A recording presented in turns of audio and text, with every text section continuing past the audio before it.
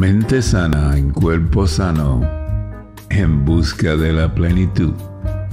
Con la doctora Laura Molina, transmitiendo desde Ciudad México a través de Radio Pasión US, seduciendo tus sentidos.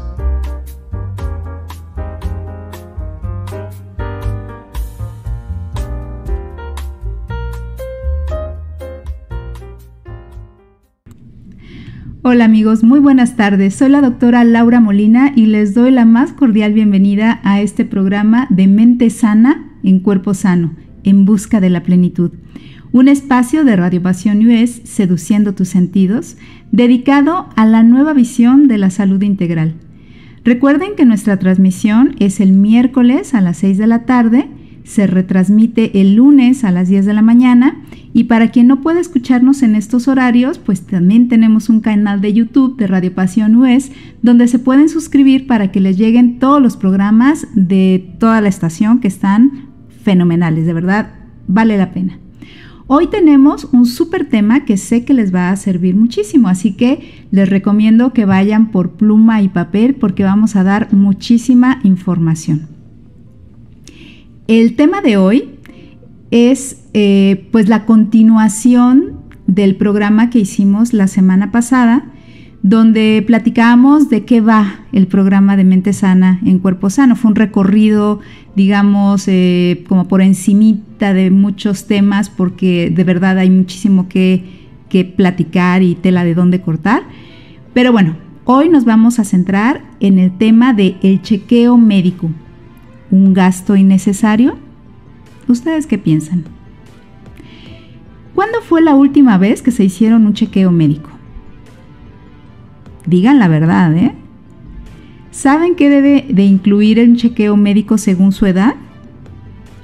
¿Se han preguntado a qué edad se debe de empezar a realizar un chequeo médico? Pues todas estas preguntas las vamos a ir respondiendo en el programa, así que no se separen de esta transmisión y si por alguna causa no pueden seguir escuchando todo el programa completo, los invito a que lo busquen después, el programa en el canal de YouTube de Radio Pasión US, para que no se pierdan la información, porque de verdad que es bien importante.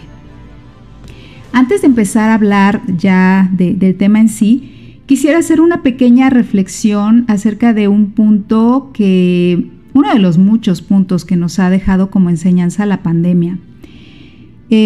Todos sabemos que hay una crisis sanitaria mundial y desafortunadamente las enfermedades que no son COVID, o sea, las enfermedades crónicos, degenerativas, etcétera, agudas incluso, pues se quedaron en stand-by, ¿no? Se quedaron paradas. Hubo un descontrol muy grande con los pacientes porque pues las instituciones no dieron consulta varios meses, no se dieron citas para hacer estudios de laboratorio, los pacientes no sabían qué hacer si tenían alguna crisis, los servicios de urgencias, tanto públicos como privados, pues estaban abocados todo así completamente a la cuestión del coronavirus. Entonces, ahora que ya afortunadamente ha bajado un poco y se está estabilizando un poco la situación, pues nos hemos dado cuenta que hay un descontrol en muchos pacientes porque justo pues no hubo un seguimiento, ¿no? Entonces, esto nos tiene que dejar como enseñanza que el sistema de salud no se da abasto y que siempre la mejor medicina es la medicina preventiva. Y quiero hablarles un poquito acerca de la medicina preventiva, porque como su nombre lo dice, pues su objetivo es prevenir, ¿no? La medicina preventiva, el objetivo es prevenir y la misión de la medicina preventiva es proteger, promover y mantener la salud y el bienestar de las personas. Y aunque la medicina preventiva se basa en políticas públicas de salud y se debe de extender e irradiar pues a la mayor parte de la población del país, yo creo que debe de ser de arriba para abajo, pero también debe de ser de abajo para arriba. O sea, También los médicos, la actividad médica de la consulta diaria debe de estar bien enfocada a hacer medicina preventiva y a educar y orientar a los pacientes para que cada vez tengamos una cultura de prevención en todos los sentidos, pero hablando de la salud, pues con mayor razón, ¿no? Porque la salud, vamos a ver que es primordial. Sin salud no podemos hacer nada, no podemos avanzar en nuestros proyectos, no podemos vivir felices si no estamos sanos. Y bueno, estoy convencidísima que lo que cambia un individuo y la influencia que él tenga en su pequeño círculo de acción, poco a poco se sumará para lograr cambios más grandes en la comunidad. Y claro, no estamos quitando la función y la importancia de la salud pública y de las grandes campañas que tiene que hacer los servicios de salud públicos, pero independientemente de eso, nosotros como individuos tenemos que tomar las riendas de nuestra salud en nuestras manos y no esperar a que alguien diga que, sí, hay que hacer esto para prevenir. No, hay que nosotros conocernos, atendernos y cuidarnos lo más posible para que precisamente no lleguemos a una edad en que ya tengamos 3, 4, 5 o 6 enfermedades juntas, que cada una por sí trae un riesgo grande, ¿no? Entonces, bueno, es una decisión personal que yo los invito a que lo reflexionen también, y es importante conocer qué tipo de prevención hay, porque hay varios tipos. De hecho, hay 4 tipos de prevención: la prevención primaria, la prevención secundaria, la terciaria y la cuaternaria. En este momento, lo que a nosotros nos va a interesar es enfocarnos en la primaria y la secundaria. Las prevenciones primarias y secundarias se aplican cuando el individuo o la persona está sana, o sea, no tiene todavía la enfermedad. Entonces, la prevención es justo prevenir que aparezca la enfermedad. Cuando ya el paciente tiene la enfermedad diagnosticada y empieza a tener complicaciones y secuelas, entonces ya la prevención es de otro tipo, ya se previene justo secuelas, se previene incluso hasta la muerte del paciente. Entonces la prevención terciaria y cuaternaria se hacen en una clínica o en un hospital, porque ya es cuestión del enfermo como tal, ¿no? Entonces, nosotros hoy vamos a hablar de la prevención primaria y secundaria, que está en las manos del individuo, de la persona y de su médico, como vamos a ver en un momento. Entonces, vamos a hablar acerca de este tema de una manera muy sencilla, que todos entiendan cuál es la ventaja, cuál es la desventaja, por qué sí, por qué no, cuáles son los estudios, para qué nos sirven, porque muchas veces dicen, no, mejor nada más me hago porque el otro está muy caro y no entiendo ni para qué me va a servir, entonces mejor ni me lo hago. No, todos los estudios tienen un por qué, un para qué. A los médicos nos sirve, nos da información para poder detectar o si hay sospecha de un diagnóstico, y lo importante es que ustedes también se empoderen ahora sí que con el conocimiento, y que sepan por qué el médico les está pidiendo tal o cual estudio. Para nuestros amigos que se van uniendo a nosotros en esta charla, estamos hablando sobre el chequeo médico, si es o no un gasto innecesario. ¿Ustedes qué opinan, amigos? Seguimos platicando de esto. Entonces, primero vamos a ver qué es un chequeo médico. Es una revisión que se realiza cada determinado tiempo y que, para que sea completo, para que realmente, ahora sí que valga la pena, debe de cumplir 2 partes. La primera es que se realicen los estudios tanto de laboratorio como de gabinete. Los estudios de laboratorio son los que se hacen a los líquidos corporales, por ejemplo, la sangre, la orina, la saliva, el esputo, ¿sí? Determinado secreción que se realiza. Y los estudios de gabinete son, por ejemplo, los rayos X, el electrocardiograma, la tomografía, el ultrasonido, la resonancia. Esos son o se llaman estudios de gabinete. Y cada uno tiene una especificación, o sea, no se hacen a todos todo, porque no tiene caso. ¿Y quién determina qué se hace a quién? Pues es el médico. Entonces, la otra parte que se debe de cumplir para que un chequeo médico sea adecuado es acudir con el médico para que éste sepa o les indique cuáles son los estudios que se necesitan y después que los valore, que los revise, que los desmenuce, que se los explique y que haga toda la parte de la historia clínica, la exploración física, la búsqueda de los factores de riesgo, para que realmente pueda toda esta información tener un significado, para que realmente valga la pena hacerse la valoración anual y que si todo está bien, estemos súper tranquilos un año y si detectan algo, pues actuar a tiempo. Esa es la prevención. Entonces, dentro de las características que el médico debe de buscar como cuestiones sospechosas, les hablaba hace ratito de los antecedentes del paciente. Primero, para hacerle la historia clínica va a tener que tomar datos o pedirles datos de la historia familiar, de las enfermedades, qué enfermedades tenían sus abuelos, de qué murieron sus papás, si hay antecedentes de cáncer en la familia, ya sea abuelos, padres, tíos, hermanos, o sea, en esa línea familiar directa, porque hay muchas enfermedades que tienen un componente genético. Entonces, si hay gran cantidad de personas que tuvieron cáncer en la familia, o diabetes en la familia, o hipertensión en la familia, o que murieron jóvenes por un infarto, ese es un dato muy relevante porque ya nos empieza a dar un foquito rojo de un factor de riesgo. Entonces, por eso es importante que sea el médico quien vaya desmenuzando y imagínense que es como un Sherlock Holmes, como un investigador. Va siguiendo datos, va siguiendo pistas que a lo mejor para una persona no tendría mucho que ver. Entonces, sí es importante que pues estén acompañados justo del médico.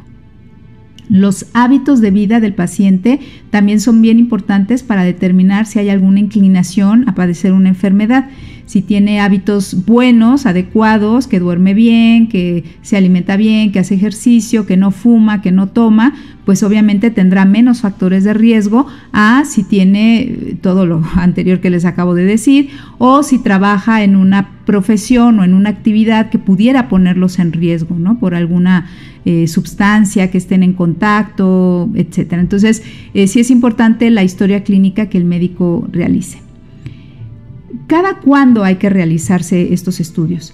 Es importante que sea por lo menos cada año, y les digo por lo menos porque hay situaciones en las cuales este chequeo se tiene que hacer mínimo cada 6 meses.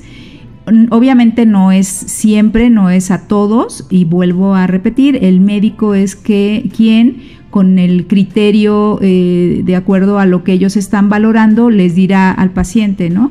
Por ejemplo, si es, ahorita me viene a la mente, si es una mujer que tiene en la mastografía datos de un abultamiento sospechoso, pero que todavía no está muy definido que si puede ser o no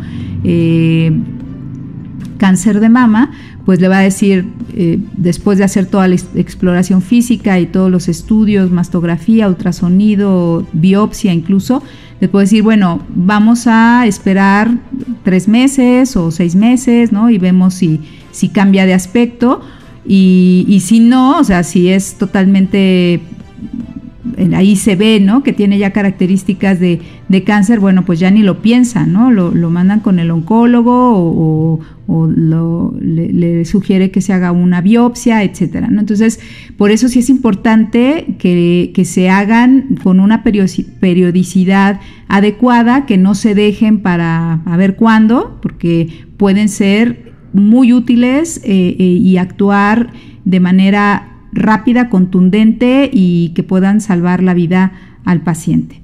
Entonces, cada año, recuerden, cada año. También depende del estado de salud, obviamente de los síntomas. Y les digo esto porque hay situaciones en las cuales los estudios deben de ser casi de urgencia. Por ejemplo, cuando la persona se empieza a detectar una protuberancia, o sea, una bolita, una tumoración en alguna parte del cuerpo donde antes no estaba. O sea, empieza a crecer algo y el paciente dice, ah, caray, esto no lo tenía. Entonces, en ese momento hay que acudir rápido al médico y obviamente después de hacer historia clínica, exploración, etcétera, etcétera, les pedirá ciertos estudios para determinar qué es y si tiene características sospechosas, pues con más razón, ¿no? La fiebre prolongada también es un síntoma importante que necesitamos atender. Aunque la tos sea por una cuestión infecciosa, necesitamos pues checar que no vaya a haber ciertas complicaciones que nos den otras patologías y por eso necesitamos estudios de laboratorio que lo corroboren. Los achaques o dolores corporales que no desaparecen, hay gente que se acostumbra a que su cuerpo le duela en las articulaciones o la cabeza o el estómago, en cualquier parte del cuerpo, y ese dolor no necesariamente es un dolor benigno o no es un dolor normal. Entonces es importante también no dejar que el dolor se haga ya como parte de la vida. Los cambios en la orina o los cambios en las heces fecales también nos pueden dar datos muy importantes de urgencia. Por ejemplo, el sangrado.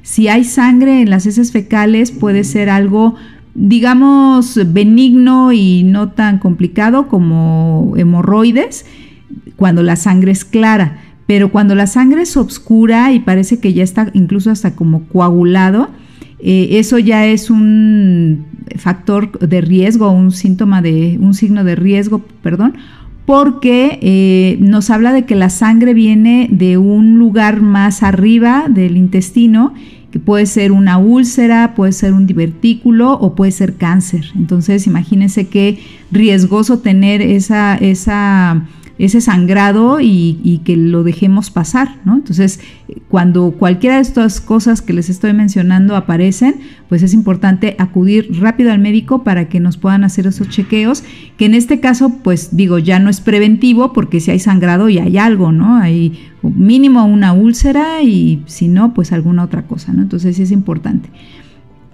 Los cambios en la piel, que también empiezan a darse y los pacientes lo dejan, un lunar que de repente ya se empieza a hacer oscuro, que ya se empieza a hacer con bordes, que ya no está planito, sino que ya tiene un levantamiento, que ya le salen algunos vellitos, que eso ya nos da una sospecha de que pudiera ser incluso un cáncer de piel. Entonces sí es importante estarse vigilando, conocerse, autorrevisarse y ir con el médico cuando veamos algo que está fuera de lo normal. Número 2. ¿Por qué es necesario hacerse un chequeo anual? Decíamos que hay enfermedades, yo les platicaba hace ratito que hay enfermedades que se han dejado, ahora con lo de la crisis sanitaria mundial, que se han dejado un poquito de lado. Estas enfermedades son las enfermedades crónico-degenerativas. Y desafortunadamente México está en los primeros lugares mundiales de padecer, sobre todo en los adultos, pero también desafortunadamente cada vez más niños están teniendo diagnósticos de diabetes y de hipertensión, que antes era impensable, ¿no? Pues ahora ya encontramos a niños de edades, no sé, de 10, 12, 9 años con síndromes metabólicos, con obesidad descontrolada, con diabetes. Muy triste.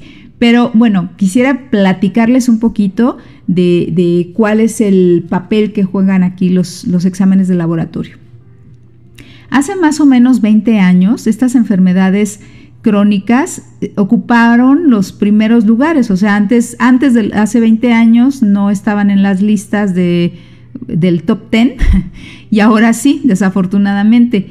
Según una encuesta de salud y nutrición del 2018-2019 que se hizo aquí en México, la causa principal de muerte fueron las enfermedades del corazón, en hombres y en mujeres, en los dos. La segunda causa de muerte fueron enfermedades relacionadas con diabetes mellitus tipo 2. La tercera causa de muerte son enfermedades tumorales, de tumores malignos, sobre todo de pulmón, y esto más en los pacientes que fuman, igual tanto en hombres como en mujeres. En cuarto lugar están las enfermedades cerebrovasculares y en quinto las enfermedades pulmonares obstructivas crónicas para las mujeres y enfermedades del hígado y accidentes para los hombres, accidentes automovilísticos, ¿no? y homicidios, o sea, violencia. Y esto debido a que la esperanza de vida de hace, no sé, de los años 50, eran más o menos de 50 años, 51 años, eso vivía la gente. Para el año 2000 aumentó la esperanza de vida en los mexicanos a 74 años aproximadamente. Esto fue pues gracias a, ahora sí que la medicina preventiva, a la actividad física, que la gente empezó a cuidarse un poquito más, pero ahora sí que con el progreso también llegaron desafortunadamente, copiamos alimentación de otras partes que no era la alimentación de los mexicanos como antes, ¿no? Entonces empezaron las grasas en las comidas rápidas, los azúcares simples, la gente empezó a disminuir la actividad física, el sedentarismo, pues al por mayor, ¿verdad? Y en menos de medio siglo la diabetes se ha convertido en uno de los principales problemas de salud de México. 1 de cada 11 personas vive con este padecimiento y México ocupa el 6º lugar de casos de diabetes a nivel mundial, esto según un informe reciente de la Organización Mundial de la Salud. Y lo peor de todo, ¿qué creen? 5 de cada 10 pacientes no saben que padecen diabetes. Entonces imagínense, cuando ya les hacen el diagnóstico, porque empiezan con todas las signos y síntomas de la enfermedad, pues obviamente la enfermedad ya hizo estragos adentro del paciente. Así que este es un motivo más para que tengamos en cuenta que los chequeos médicos es importante para hacer la detección temprana de problemas de salud, que se haga la atención y que eviten complicaciones, que la tasa de sobrevida aumente y que finalmente pues los pacientes vivan con una mejor calidad de vida, ¿no? Esa es la intención. Entonces, por esto y por muchas otras razones, los estudios de chequeo médico anual son de suma importancia. Y obviamente el chequeo depende del paciente, ¿no? Depende de la edad, depende del momento vital. Hay 2 tipos de chequeos médicos: el chequeo preventivo y el chequeo diagnóstico. Ya decíamos que el preventivo es cuando la persona está totalmente sana y solamente quiere saber que va a seguir así por lo menos un año. Y el diagnóstico es cuando ya se sospechan algunas cosas o hay antecedentes familiares, ¿no? O antecedentes del mismo paciente, entonces ya se hacen chequeos con un objetivo más para buscar algo en especial, para hacer el diagnóstico.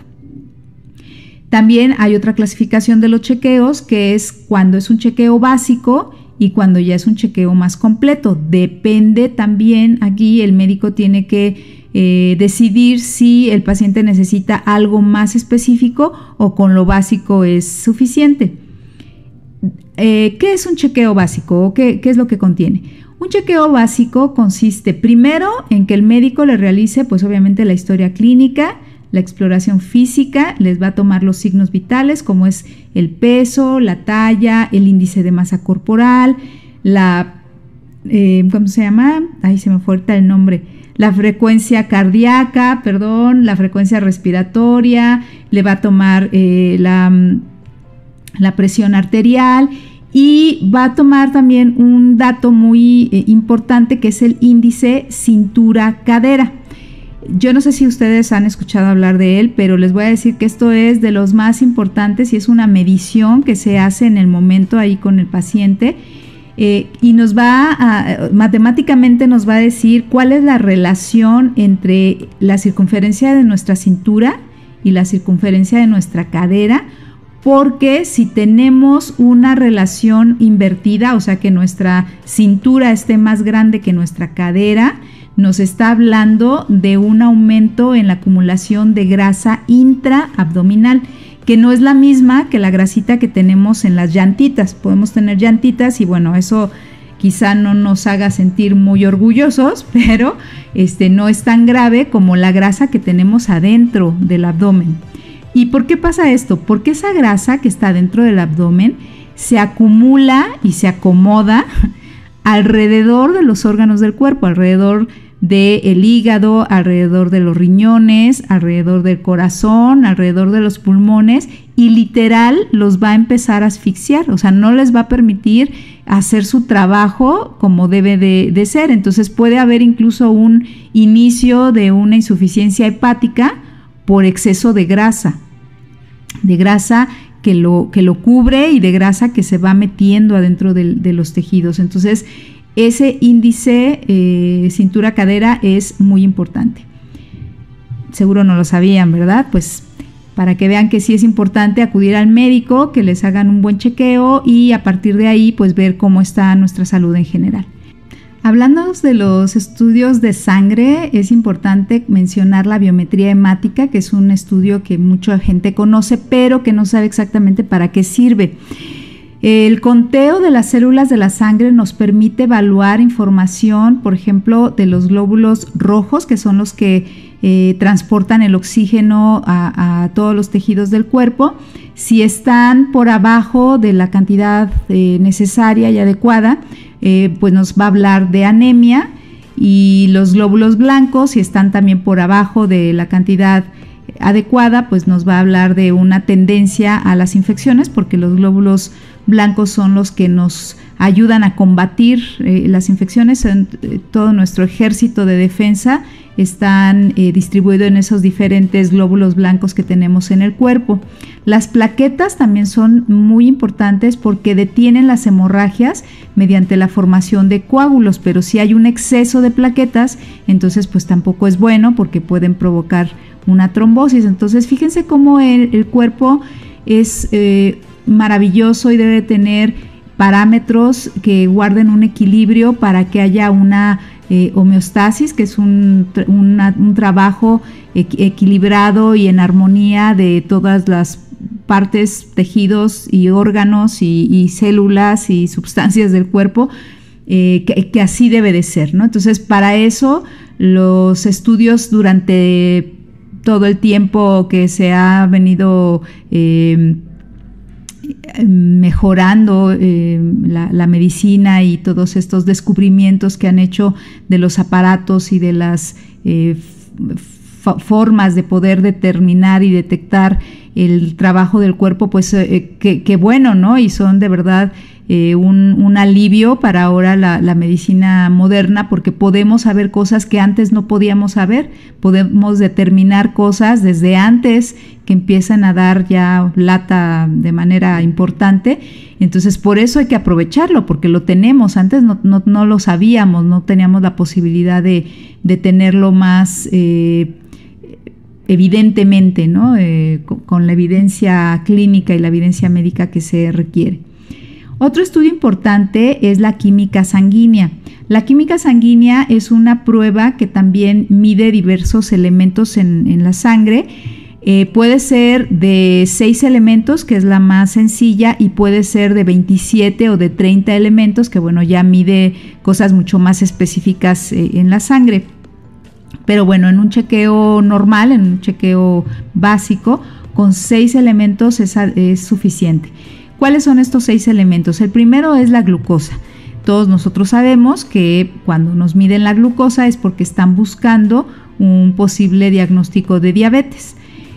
La urea, la creatinina y el ácido úrico son 3 elementos que también se miden en la sangre, en la química sanguínea, y los 3 nos hablan del funcionamiento del riñón. Entonces es muy importante saber cómo está nuestra creatinina, nuestra urea, porque de ahí podemos detectar si empieza ya a haber alguna falla renal. El colesterol y los triglicéridos son 2 sustancias que han sido muy satanizadas, pobrecitas las 2, y en realidad no son malas.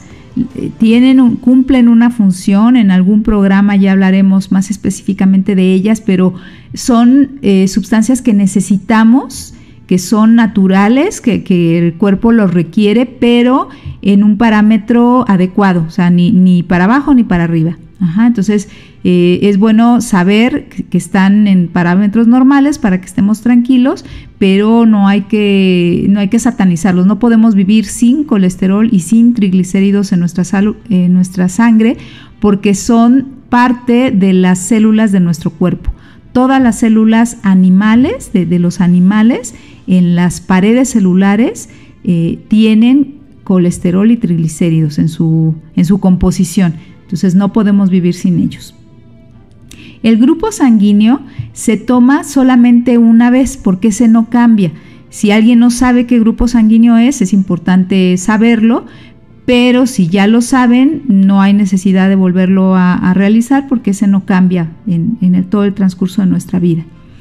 El estudio de orina y de heces, otra vez repetimos un poquito esto, nos dan importantes características porque, por ejemplo, en la orina podemos saber si hay infección de orina, podemos saber si está depurando proteínas o depurando azúcares que normalmente no debería de haber. En las heces ya hablábamos del sangrado que nos da datos importantes y nos hace sospechar acerca de cosas que pueden ser ya más graves. También se recomienda hacerse un electrocardiograma, que es un registro gráfico de la actividad del corazón y de su funcionamiento. Y normalmente se hace pues a partir de los 40 años, pero hay situaciones en las cuales puede ser desde antes, cuando el paciente tiene una historia familiar de problemas cardiovasculares o coronarios en su familia, ¿no? Si hay gente que ha muerto en su familia por infartos o por problemas coronarios, en esos pacientes es importante hacérselos incluso hasta más jóvenes, desde los 25 años más o menos, junto con un perfil lipídico para estarlos valorando.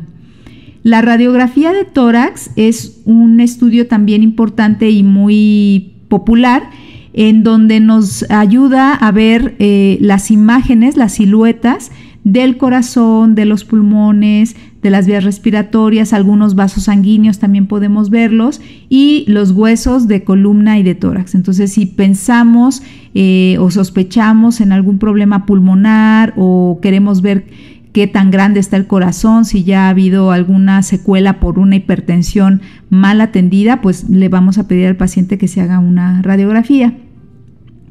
Para las mujeres, los estudios más básicos son la mastografía, que es una radiografía especial para el seno, y nos permite detectar algún abultamiento que puede ser algo benigno, pero también puede ser algo maligno. Entonces, por eso cada año, a partir de los 40 años, se tiene que realizar este estudio, y hasta los 69 años, o sea, de los 40 hasta los 69 años, cada año hay que realizarse la mastografía, y no nada más la mastografía, sino también un ultrasonido mamario, porque son estudios complementarios.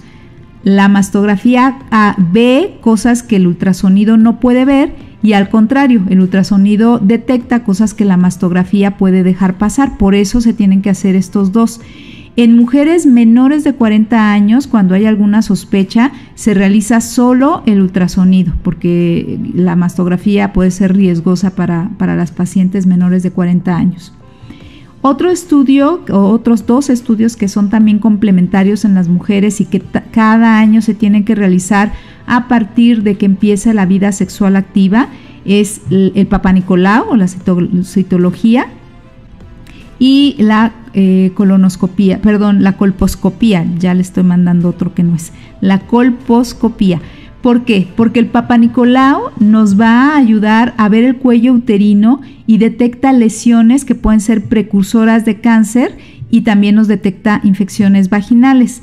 Y la colposcopía es una prueba que nos ayuda a determinar visiblemente, porque lo hace a través de un microscopio que aumenta la visibilidad. Entonces nos hace más visible todas las lesiones y nos habla de cambios celulares que pueden ser compatibles con sospecha de cáncer o de virus de papiloma humano.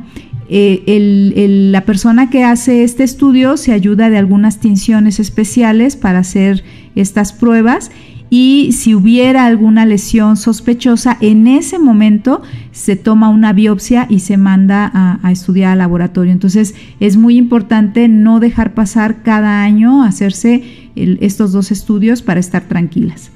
En las mujeres también es importante hacerse un perfil hormonal a partir de los 35, 40 años, porque puede haber una premenopausia o síntomas de premenopausia que pueden empezar a dar problemas. Y también una densitometría ósea, porque es la edad donde las hormonas empiezan a bajar y empieza a haber un aumento en el riesgo de una osteoporosis. Entonces por eso es importante estar checando y darle tratamiento de acuerdo al nivel con el que salieron estos estudios al paciente. Tanto en hombres como mujeres, el perfil tiroideo y un ultrasonido de tiroides también son adecuados, por lo menos después de los 40 años una vez, y si todo sale bien, pues a los 45 y luego a los 50, porque se ha detectado que últimamente ha habido más incidencia de problemas de tiroides, tanto de hipertiroidismo como de hipotiroidismo. Entonces es importante tener en cuenta esto. Ahora, un aviso muy especial para nuestros queridos caballeros, para nuestros hombres de nuestra vida, nuestros compañeros, que es importante que sepan que no están solos, así como para las mujeres el especialista que nos va a acompañar en todos estos cambios en nuestra vida, que es el ginecólogo. Para ustedes el especialista que los va a apoyar, que los va a educar y que ustedes puedan entender todos los procesos que están pasando y qué es lo que necesitan hacer y qué es lo que no necesitan hacer. Ese especialista es el urólogo.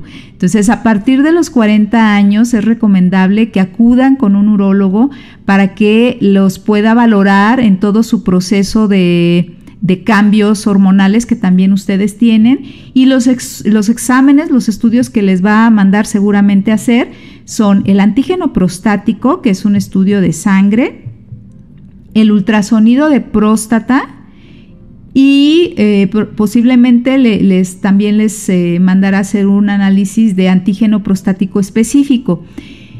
Estos estudios, como su nombre lo dicen, pues valoran la próstata, valoran cómo está funcionando y el tamaño, si es que está crecida. Si el ultrasonido de próstata sale alterado, o sea que hay una hipertrofia prostática, esta puede ser benigna o puede ser maligna. Si es benigna, solamente está crecida la próstata, pero el antígeno prostático está normal. Si los 2 estudios, el antígeno prostático y el ultrasonido de próstata, salen alterados, necesitan hacer el antígeno prostático específico y seguramente también les van a hacer un tacto rectal, porque esos 2 estudios alterados ya nos están hablando de un probable cáncer de próstata. Entonces, no se esperen, por favor, por pena, por incomodidad, por lo que ustedes gusten y manden. En ese momento, de verdad, es lo de menos. Es importante que el urólogo los valore, los revise y que determine realmente si el problema prostático es algo benigno o es algo que ya tienen que tomar, ahora sí que las riendas del tratamiento, y pues hacerlo lo más rápido posible para que no sea un problema mortal. ¿De acuerdo? El oftalmólogo es otro de los especialistas que hay que visitar por lo menos una vez al año, sobre todo cuando ya tenemos un problema de la visión diagnosticado, detectado.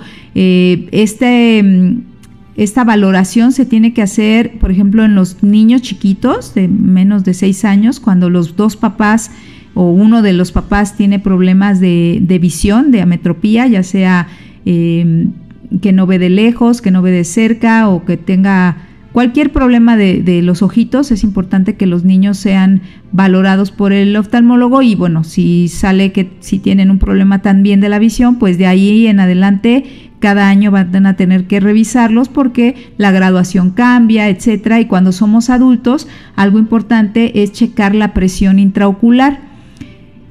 Esto es algo que tal vez no sepan ustedes, pero los ojos tienen una presión intraocular diferente, que es independiente a la presión arterial del cuerpo normal. Nosotros podemos, si nos toman la presión arterial, nos van a decir, está normal, tiene 120/80, ¿no? Y entonces ya nos vamos muy contentos porque tenemos la presión bien. Pero los ojos pueden tener una presión alta, a pesar de que nuestra presión arterial sea la adecuada. Y esto lo van a poder detectar con un aparato especial que tienen los oftalmólogos en sus consultorios. ¿Y por qué es tan importante? Porque si aumenta la presión arterial del ojo, aparte de que va a provocar dolor y ojo rojo, puede provocar un problema que se llama glaucoma. Y puede ser tanta la presión intraocular que deteriore de una manera muy importante al nervio óptico y entonces nos quedamos ciegos. Así de fácil. Entonces es muy importante que sepamos, por lo menos, como les digo, a partir de los 40 años, cómo está nuestra presión del ojo. Si está bien, bueno, pues hasta el año que entra o en 2 años, ir a que nos la valoren otra vez. Esto no pasa cuando los pacientes son diabéticos o hipertensos. Si ya son diabéticos o hipertensos diagnosticados, cada año tienen que estar con el oftalmólogo sí o sí. ¿Por qué?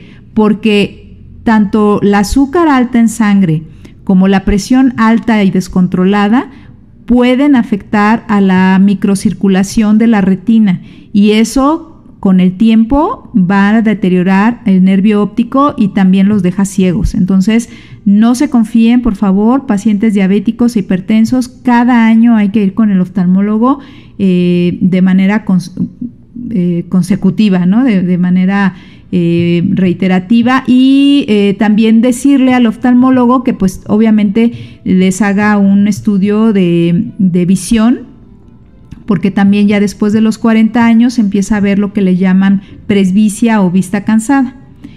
Los odontólogos también son otros especialistas que tenemos que tener en cuenta, que por lo menos cada 6 meses o cada año ya de perdida, pues tenemos que ir a que nos den una revisión de la dentadura, que nos hagan la profilaxis dentaria. Los pacientes diabéticos son otra vez los que tienen que estar muy al pendiente de que les hagan su profilaxis y una revisión, porque también tienen la tendencia a que se afloje, que la encía se retraiga, se afloje el diente y puedan perder la dentadura en edades tempranas.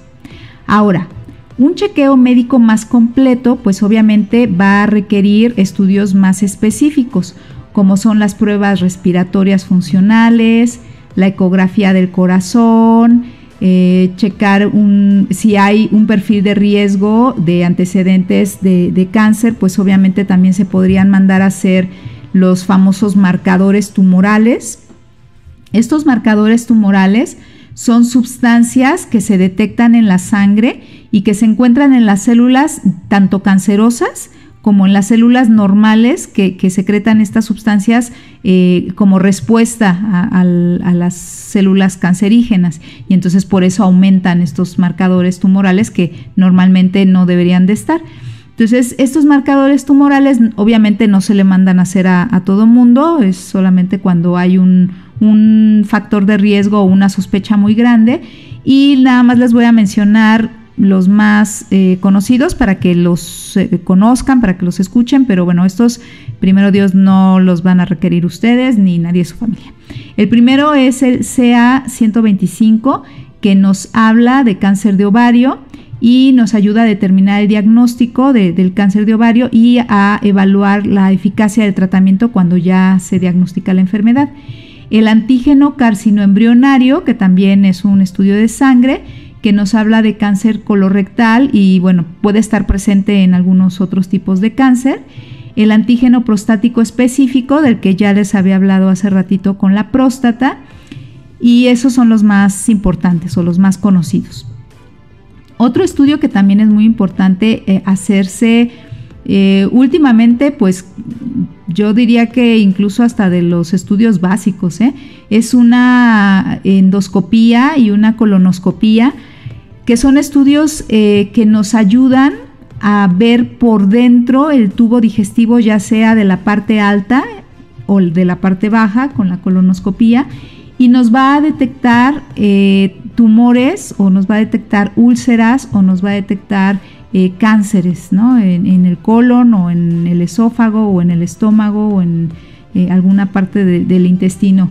Y es muy importante hacerlo cuando hay factores de riesgo, cuando hay sangrados, cuando hay, por ejemplo, una gastritis o colitis que está pertinaz y que a pesar del tratamiento no mejora.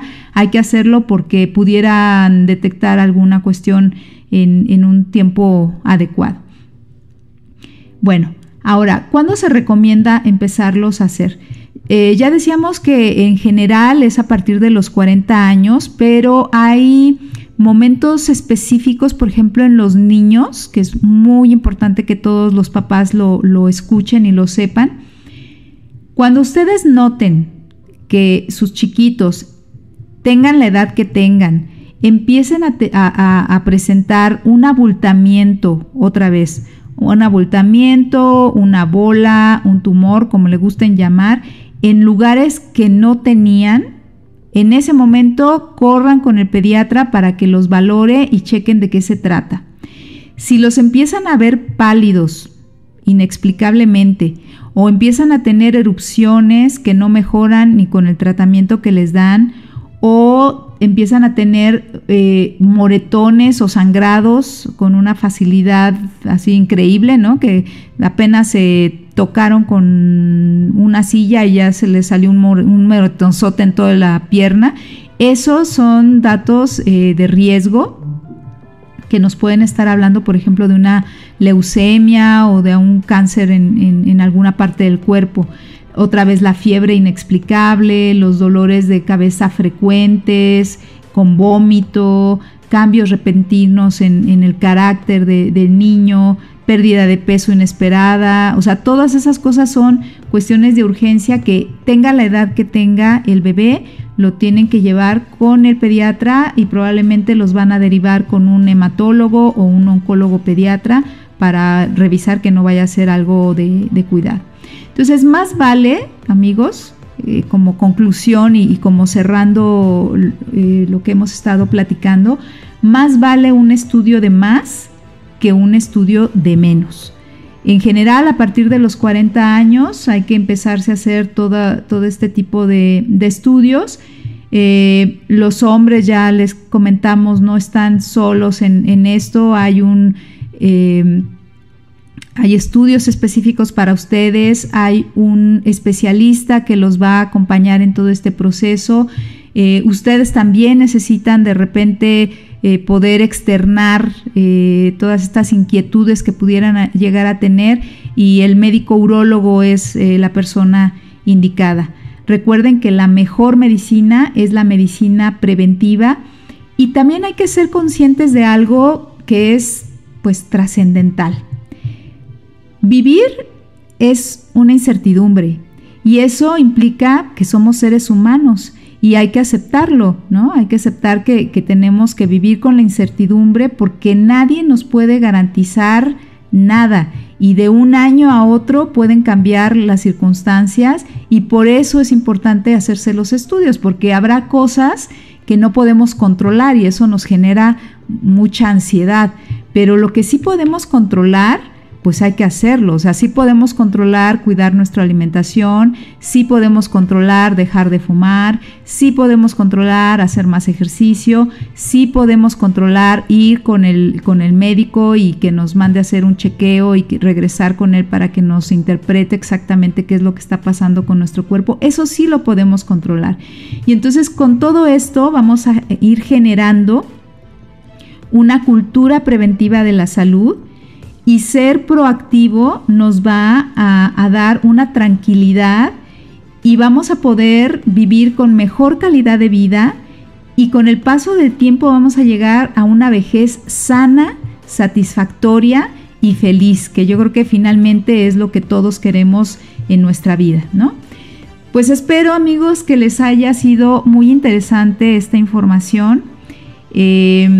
Recuerden que cualquier tipo de tema que quieran que platiquemos, cualquier duda que tengan también, Nos pueden escribir a nuestro correo electrónico de mente sana en cuerpo sano rp@gmail.com. Con muchísimo gusto vamos a estar pues desarrollando estos temas que yo creo que a todos nos ayudan. Y recuerden que seguimos en busca de la plenitud con su programa Mente Sana en Cuerpo Sano. Yo soy la doctora Laura Molina y me pueden buscar en Instagram y Facebook como Laura O. Molina, y los espero con muchísimo gusto el próximo miércoles a las 6 de la tarde, con la repetición el lunes a las 10 de la mañana, y también en el canal de Radio Pasión US en YouTube, para que estén cerquita de todo el contenido que Radio Pasión tiene para ustedes. Agradecemos a Ricky Gómez por la edición y producción del programa, y a Paula Guzmán, nuestra directora de Radio Pasión US, y a todos ustedes por su presencia aquí en Mente Sana en Cuerpo Sano en busca de la plenitud.